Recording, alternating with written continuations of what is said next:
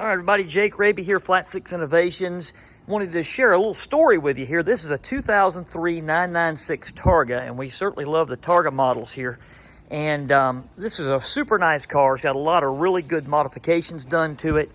And of course, it was recently purchased by a resident of Florida who then decided to go to California and pick up his dream car that he had purchased. And you can still see the license plate here.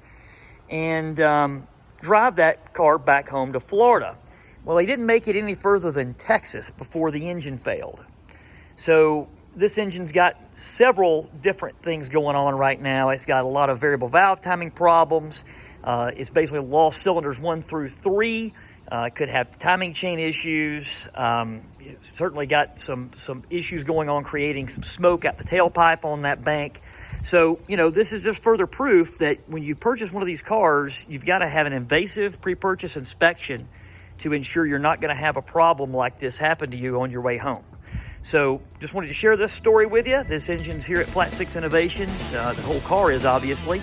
And we will be performing one of our Stage 1 or Stage 2 reconstructions for this engine. Likely a Stage 2 because of the way the car is prepared. And it'll likely end up being a 4-liter. So just wanted to share that with you, and hope everybody's having a good week.